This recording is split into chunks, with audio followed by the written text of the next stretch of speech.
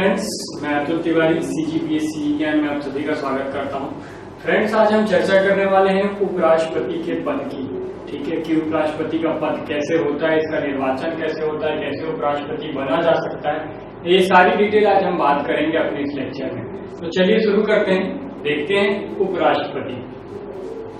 उपराष्ट्रपति का जो पद है हमारे भारतीय संविधान के भाग 5 में अनुच्छेद 63 से लेकर 71 तक 63 to 71 63 से लेकर 71 तक इस पद का वर्णन किया गया है, इस पद की चर्चा की गई है मुख्य रूप से। ठीक है, देखते हैं कि ये 63 से लेकर 71 तक के अनुच्छेद कौन कौन से हैं, इनमें किन विषयों का वर्णन किया गया है। स्टार्ट करेंगे अनुच्छेद 63 से 63। अनुच्छेद 63 में बताया गया है कि भारत का एक उपराष्ट्रपति होगा। जिस प्रकार भारत का एक राष्ट्रपति होता है उसी प्रकार भारत का एक उपराष्ट्रपति होता है। यह बताया गया अनुच्छेद 63 में, जहां पर लिखा गया है कि भारत का एक उपराष्ट्रपति होगा। ये तो अनुच्छेद 63 था। अब देखते हैं अनुच्छेद 64। अनुच्छेद 64 में बताया गया है कि जो ये उपराष्ट्रपति होगा, ठीक है, ये उपराष्ट्रपति राज्यसभा का पदेन सभापति होगा। पदेन सभापति होगा, यहाँ पर पदेन सभापति लिखा गया है। पदेन का तात्पर्य ही यही होता है कि यदि कोई किसी दूसरे पद पर चयनित है, जैसे कि मान लीजिए कोई प्रधानमंत्री पद पर चयनित होता है, तो वो स्वतः ही अपने आप ही नीति आयोग का अध्यक्ष हो जाएगा। ठीक है, उसी प्रकार यहाँ पर जो उपराष्ट्रपति पद पर चुना गया व्यक्ति है वो स्वतः ही अपने आप जो राज्यसभा है उसका अध्यक्ष हो जाता है, उसका सभापति हो जाता है। यह कहा गया अनुच्छेद 64 में। इसके अलावा एक बात मैं आपको और बता दूं कि जो ये उपराष्ट्रपति का पद लिया गया है, जहां पर हमारे 63 में ये बताया गया कि भारत का उपराष्ट्रपति होगा, ये उपराष्ट्रपति का पद लिया गया है संविधान से अमेरिका के। ठीक है, अमेरिका के संविधान से ये पद प्रेरित है, भारत का जो उपराष्ट्रपति का पद है। ठीक है, यह यदि वरीयता में देखें, पद तालिका में इसकी वरीयता देखें तो हम देखते हैं कि राष्ट्रपति के बाद ये दूसरा पद आता है वरीयता में, और उसी के अनुसार इसे सुविधाएं प्रदान की जाती है, जो विभिन्न सुविधाएं इन्हें प्रदान की जानी है। तो हम बात कर रहे थे अनुच्छेद 64 के बारे में, जहां पर बताया गया है कि जो उपराष्ट्रपति होगा वो राज्यसभा का पदेन सभापति होगा। यदि वह उपराष्ट्रपति के रूप में निर्वाचित हो रहा है तो उसके उपराष्ट्रपति के रूप में कोई भी कार्य नहीं है। यह जानने वाली बात है। भारतीय संविधान में वर्णित उपराष्ट्रपति का जो पद है वहां पर उपराष्ट्रपति के रूप में वो कोई भी कार्य नहीं करता है। या तो वह राष्ट्रपति के रूप में कार्य करेगा जब राष्ट्रपति का पद रिक्त होगा, या तो वह रिक्त समय में जब वो राष्ट्रपति का कार्य नहीं कर रहा है तो उस दशा में वो राज्यसभा के सभापति का कार्य करेगा। लेकिन एक समय में एक ही कार्य करेगा। अपने उपराष्ट्रपति के पद का कोई दायित्व नहीं है, या तो वो राज्यसभा के सभापति के रूप उसका दायित्व निभाएगा या तो राष्ट्रपति के पद का दायित्व निभाएगा। एक ही समय में दोनों का दायित्व नहीं निभा सकता है।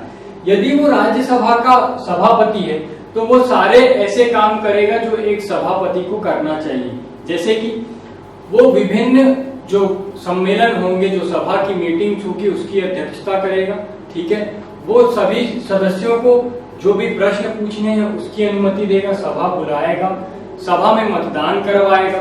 ठीक है, उसका परिणाम घोषित करेगा, किस प्रश्न को सभा में रखा जाना चाहिए उस प्रश्न की अनुमति देगा।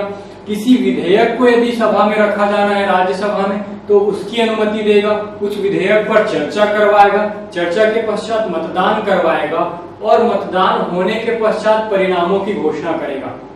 यदि कोई व्यक्ति हमारे जो विशेषाधिकार है राज्यसभा के द्वारा प्रदत्त, उन विशेषाधिकारों का हनन करता है, उसका अतिक्रमण करता है, तो उस दशा में वह उस व्यक्ति को प्रताड़ित करेगा, सजा देगा। इसके अलावा यदि कोई जो राज्यसभा की कार्यवाही है उसे भंग करने का प्रयास करता है तो उसे भी यह सभापति के रूप में दंड दे सकता है। इस प्रकार हम देखते हैं कि उपराष्ट्रपति जो है वह राज्यसभा के अध्यक्ष के रूप में या सभापति के रूप में वो सभी काम करेगा जैसा कि एक लोकसभा का जो अध्यक्ष होता है वो करता है। वो विभिन्न विधेयकों को अनुमति देगा, पारित होने पर उस पर हस्ताक्षर करेगा, वो सभी काम करेगा जो एक सभापति करता है। तो इस प्रकार से जो उपराष्ट्रपति का मुख्य दायित्व है वो राज्यसभा के पदेन सभापति के रूप में होता है। और यदि राष्ट्रपति का पद किसी दशा में मुक्त हो जाता है या फिर रिक्त हो जाता है तो उस समय यह राष्ट्रपति के रूप में कार्य करेगा। तो 64 में बताया गया था कि यह पदेन सभापति होगा। अब देखते हैं अनुच्छेद 65 में क्या कहा गया है। तो अनुच्छेद 65 में बताया गया है कि राष्ट्रपति जो पद है उसकी आकस्मिक रिक्ति, मतलब अचानक कहीं राष्ट्रपति का पद रिक्त हो जाता है तो जो उपराष्ट्रपति है वो राष्ट्रपति के कर्तव्यों का, उसके कृत्यों का निर्वहन करेगा। देखिए, हो सकता है कि राष्ट्रपति जो भी व्यक्ति राष्ट्रपति है उसकी आकस्मिक मृत्यु हो जाए, या फिर वो त्याग पत्र दे दे, या फिर हो सकता है उसके खिलाफ जो हमने देखा था महाभियोग की प्रक्रिया अपना ली जाए और अचानक उसका पद रिक्त हो जाए। जब ऐसी दशा उत्पन्न होगी तब जो उपराष्ट्रपति होगा, हमारे भारतीय संविधान में वर्णित जो उपराष्ट्रपति का पद है उस पर आसीन जो भी व्यक्ति होगा वह राष्ट्रपति के कर्तव्यों का निर्वहन करेगा। यह कहा गया है अनुच्छेद 65 में। आकस्मिक जब रिक्ति होगी तो उस दशा में जो उपराष्ट्रपति है वो राष्ट्रपति के पद का, उसके कर्तव्यों का निर्वहन कर सकेगा। जब वह किसी जब उपराष्ट्रपति राष्ट्रपति के दायित्वों का निर्वहन करता है तो उसे वो सारी सुविधाएं दी जाती हैं जो एक राष्ट्रपति को दी जाती हैं। उसके वेतन भत्ते जितनी भी सुविधाएं होंगी, अब तक जो उसे एक सभापति या उपराष्ट्रपति के रूप में प्राप्त हो रही थी वो अब उपराष्ट्रपति में प्राप्त न होकर राष्ट्रपति के रूप में प्राप्त होंगी। जो सुविधाएं राष्ट्रपति को प्राप्त होती हैं वो जब वो राष्ट्रपति का पद ग्रहण कर लेगा तब तक। वहीं 65(1) में बताया गया है कि जो उपराष्ट्रपति है वो अधिकतम 6 माह तक, ठीक है, अधिकतम 6 माह तक राष्ट्रपति के रूप में कार्य कर सकता है। मैंने आपको राष्ट्रपति जब पढ़ा रहा था तो बताया था कि जो राष्ट्रपति है उसका पद मुख्य रूप से 6 माह तक ही रिक्त रह सकता है। उसके पश्चात राष्ट्रपति का निर्वाचन करवा लिया जाता है। 6 माह से अधिक राष्ट्रपति का पद रिक्त नहीं रह सकता। तो इसी प्रकार जब कोई उपराष्ट्रपति राष्ट्रपति का पद ग्रहण करेगा तो 6 माह के भीतर उसके चुनाव करवाए जाने हैं तो वो अधिकतम 6 माह तक उस पद पर बना रहेगा। पद की समाप्ति के बाद, 6 माह के समाप्ति के बाद जब नया नवनिर्वाचित राष्ट्रपति है, माफ कीजिएगा, जो नवनिर्वाचित राष्ट्रपति होगा वह अपना पदभार ग्रहण कर लेगा और वह उस तिथि से अगले 5 वर्ष के लिए राष्ट्रपति के पद पर कार्य करेगा। शेष वर्ष के लिए नहीं, अगले 5 वर्षों के लिए, ठीक है। तो ये था अनुच्छेद 65(1) जहां पर बताया गया है कि अधिकतम कितने माह तक राष्ट्रपति का पद खाली रहेगा और अधिकतम कितने माह तक उपराष्ट्रपति किसी राष्ट्रपति के रूप में कार्य कर सकता है। तो ये अधिकतम अवधि 6 माह होगी। इसके बाद हम देखते हैं अनुच्छेद 65(2). अनुच्छेद 65(2) में बताया गया है कि अल्पकालीन रिक्ति, यहाँ पर तो आकस्मिक रिक्ति थी, लेकिन हो सकता है अल्पकालीन तौर पर जो राष्ट्रपति का पद है वो रिक्त हो जाए तो उस दशा में भी उपराष्ट्रपति राष्ट्रपति के कर्तव्यों का वहन करेगा। मान लीजिए किसी जो राष्ट्रपति है उसे आवश्यक कोई ऐसा काम आ गया या कोई ऐसी जरूरत पड़ गई कि वो अपने कर्तव्यों का निर्वहन नहीं कर सकता है। हो सकता है वो बीमार पड़ जाए या कोई भी ऐसी दशा होती है जिस स्थिति में वह अल्पकालीन तौर पर अपना पद त्याग देना चाहता है। वो चाहता है कि वो अभी कार्य नहीं कर सकता है, इसलिए उसके कार्यों का निर्वहन, उसके कर्तव्यों का निर्वहन कोई और करे। तो उस दशा में जो उपराष्ट्रपति है भारत का वह उसके कर्तव्यों का निर्वहन करता है। यदि वह उपराष्ट्रपति कुछ समय पश्चात अपने पद पर वापस आना चाहता है तो उपराष्ट्रपति तब तक कार्य करेगा जब तक वह राष्ट्रपति अपने पद पर वापस नहीं आ जाता। यदि वह पद त्याग देता है तो फिर से वही प्रोसेस हो जाएगी कि 6 माह के भीतर उसका चुनाव करवा दिया जाएगा और जो नवनिर्वाचित राष्ट्रपति है वह राष्ट्रपति का पद ग्रहण कर लेगा और तब तक के लिए यह सारा कार्य कौन करेगा? उपराष्ट्रपति। ठीक है, तो ये 65(2) था जहां पर बताया गया है कि उपराष्ट्रपति अल्पकालीन अवधि में भी राष्ट्रपति का कर्तव्यों का निर्वहन करता है। अब देखते हैं अनुच्छेद 66। अनुच्छेद 66 जो है वहां पर उपराष्ट्रपति का निर्वाचन बताया गया है कि उपराष्ट्रपति का निर्वाचन किस प्रकार से होता है। तो याद रखिएगा जो उपराष्ट्रपति होता है, जो उपराष्ट्रपति है उसके निर्वाचन के लिए जब भी कोई व्यक्ति उपराष्ट्रपति बनना चाहता है तो उसके लिए 20 अनुमोदक और 20 प्रस्तावक की आवश्यकता होती है। हमने राष्ट्रपति में देखा था कि इसकी संख्या 50-50 थी, लेकिन उपराष्ट्रपति की यदि बात की जाए तो यह संख्या 20-20 होती है। 20 प्रस्तावक और 20 अनुमोदक होने चाहिए। इसके अलावा आपके पास 15,000 रुपए जमानत राशि के रूप में आपको जमा करना पड़ेगा। जब आप ऐसा करते हैं तो आप चुनाव में खड़े होने के लायक हो जाते हैं, आपके पास ये योग्यता आ जाती है कि आप चुनाव में खड़े हो सके। ठीक है, इसके बाद की प्रोसेस देखते हैं कि उपराष्ट्रपति का निर्वाचक मंडल कैसा होगा। तो हम उपराष्ट्रपति का निर्वाचक मंडल में देखते हैं कि इसमें संसद के दोनों सदनों के सभी सदस्य भाग लेते हैं। संसद के दोनों सदन, राज्यसभा और लोकसभा के सभी सदस्य। हमने राष्ट्रपति में देखा था कि वहां पर केवल निर्वाचित सदस्य भाग ले रहे थे, लेकिन यहाँ पर उपराष्ट्रपति के निर्वाचक मंडल में संसद के दोनों सदनों के सभी सदस्य, कुल सदस्य भाग लेते हैं इस राष्ट्रपति के निर्वाचन में। इस राष्ट्रपति का जो निर्वाचन है वो भी बिल्कुल वही उसी प्रक्रिया से होती है। ठीक है, गुप्त मतदान होगा, अनुपातिक प्रतिनिधित्व होगा, एकल संक्रमणी मत पद्धति होगी, जो हमने राष्ट्रपति में ऑलरेडी चर्चा कर ली है। तो इस प्रकार से ये हो गया उसका निर्वाचक मंडल। उपराष्ट्रपति पद की शर्तें देखते हैं कि इसके लिए क्या क्या शर्त रखी गई। इसमें ये कहा गया है कि उपराष्ट्रपति जो हमारा 66(2) है वहां पर बताया गया है कि जो उपराष्ट्रपति पद के लिए निहारे व्यक्ति होगा, जो खड़ा होना चाहता है उपराष्ट्रपति के लिए, उसके लिए एक शर्त है कि वह संसद के किसी भी सदन का सदस्य नहीं होना चाहिए। जैसा आपने वर्तमान में देखा होगा कि जो वेंकैया नायडू है, जो हमारे वर्तमान उपराष्ट्रपति निर्वाचित हुए हैं, वो पहले तो संसद के सदस्य थे, लेकिन यदि वो उपराष्ट्रपति के रूप में सेलेक्ट होना चाहते हैं, निर्वाचित होना चाहते हैं, तो यह आवश्यक है कि वह उस पद से इस्तीफा दे दें, त्याग दे दें, और तभी वह उपराष्ट्रपति के पद पर आ सकेंगे। ये कहा गया है 66(2) में, यही प्रावधान है कि जब तक आप उस पद से त्याग पत्र नहीं दे देते हैं तब तक आप राष्ट्रपति के रूप में निर्वाचित नहीं हो सकते। ये था 66(2). 66(3) में बात की जाए तो राष्ट्रपति पद की योग्यता के बारे में बताया गया है कि किस किस प्रकार की योग्यता होनी चाहिए। तो याद रखिएगा, इसकी सबसे पहली योग्यता वही है जो राष्ट्रपति में थी कि भारत का नागरिक होना चाहिए। इसकी दूसरी योग्यता है कि 35 वर्ष की आयु पूर्ण कर लिया हो, यह भी बिल्कुल राष्ट्रपति जैसा ही है। ठीक है, जो तीसरी योग्यता है, यहाँ पर दोनों में डिफरेंस है। वहां पर कहा गया था जब हम राष्ट्रपति देख रहे थे कि जो भी राष्ट्रपति बनना चाहता है उसे लोकसभा के सदस्य बनने की योग्यता होनी चाहिए, लेकिन यहाँ पर यदि कोई व्यक्ति उपराष्ट्रपति बनना चाहता है तो उसे राज्यसभा के सदस्य बनने की योग्यता होनी चाहिए। वो सभी योग्यताएं जो एक राज्यसभा के सदस्य में होती हैं, वही योग्यताएं उपराष्ट्रपति पद के लिए भी मानी गई हैं। इसके अलावा कहा गया है कि वह व्यक्ति लाभ के पद पर नहीं होना चाहिए। लाभ का पद भी मैंने आपको राष्ट्रपति के समय बता दिया था। तो ये 4 योग्यताएं आपको याद रखनी है कि भारत का नागरिक हो, 35 वर्ष की आयु पूर्ण कर चुका हो, ठीक है, राज्यसभा के सदस्य बनने की योग्यता रखता हो और लाभ के पद पर ना हो। तो इस प्रकार से 66(3) था।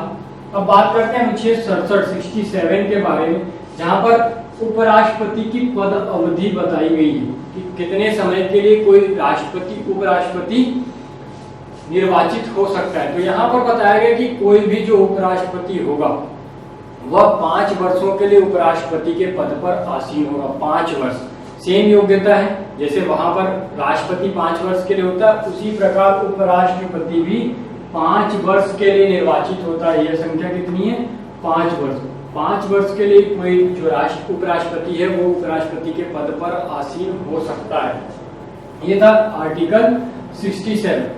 लेकिन यह उपराष्ट्रपति जो है 5 वर्ष के लिए निर्वाचित हुआ, यह तब तक अपने पद को नहीं त्याग सकता जब तक इसका कोई नया उत्तराधिकारी इस पद पर न आ जाए, तब तक वह अपने उपराष्ट्रपति के कर्तव्यों का निर्वहन करता रहेगा। 5 वर्ष की समाप्ति के पश्चात भी यदि उसका उत्तराधिकारी नहीं है, यदि कोई नया नवनिर्वाचित उपराष्ट्रपति नहीं आया है, तो तब तक वह अपने उपराष्ट्रपति के कर्तव्यों का निर्वहन करता रहेगा। ये अनुच्छेद 67 में बताया गया। अनुच्छेद 68 में बताया गया है कि जो नवनिर्वाचित उपराष्ट्रपति है वह कितने समय के लिए निर्वाचित होगा। तो हम देखते हैं कि जो नवनिर्वाचित राष्ट्रपति है, मैंने आपको पहले भी बताया कि वह उसकी जब भी नियुक्ति की जाएगी, जब भी नवनिर्वाचित राष्ट्रपति आएगा तो वह शेष अवधि के लिए नहीं आएगा, वह भी कितने बार के लिए आएगा?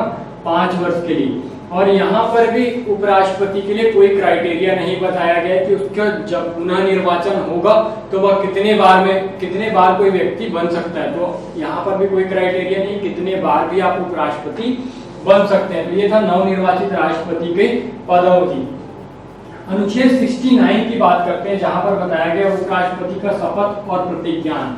तो याद रखिएगा जो उपराष्ट्रपति है उसे शपथ दिलाता है भारत का राष्ट्रपति या तो उसके द्वारा नियुक्त कोई व्यक्ति, ठीक है, जो भी राष्ट्रपति नियुक्त करेगा वो व्यक्ति या खुद राष्ट्रपति इसे उपराष्ट्रपति पद की शपथ दिलाएगा। इसके अलावा इसके प्रतिज्ञानों की बात करें तो हम देखते हैं कि राष्ट्रपति का जो वेतन है वो 1,25,000 रुपए है। वर्तमान में 1,25,000 रुपए की सुविधा उसे प्राप्त होती है, उसे वेतन प्राप्त होता है। इसके अलावा कार्यालयीन खर्च, गाड़ी, बंगला, जो अन्य सुविधाएं हैं, ये सभी सुविधाएं भी उसे प्राप्त होती हैं, ठीक है।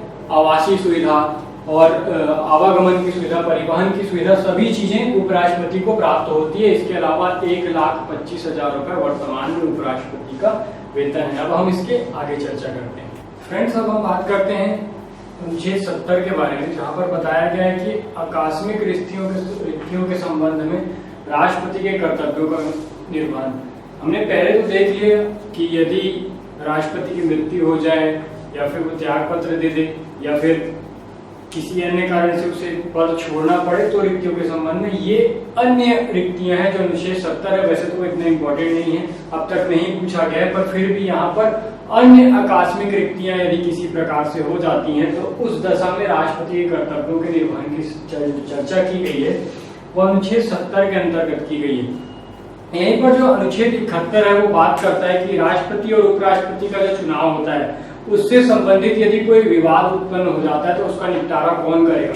तो अनुच्छेद 71 में बताया गया है कि राष्ट्रपति या उपराष्ट्रपति के निर्वाचन से संबंधित यदि कोई विवाद उत्पन्न होता है तो इसका अंतिम निर्णय करेगी उच्चतम न्यायालय, माफ कीजिएगा, उच्चतम न्यायालय जो सर्वोच्च न्यायालय है भारत का, वो इसके संबंधी अंतिम निर्णय देगा। इसके अलावा यदि राष्ट्रपति और उपराष्ट्रपति के चुनाव संबंधी प्रक्रिया में कोई परिवर्तन करना हो, कुछ भी करना हो, तो इसका अधिकार केवल संसद के पास है, संसद वो कर पाएगी।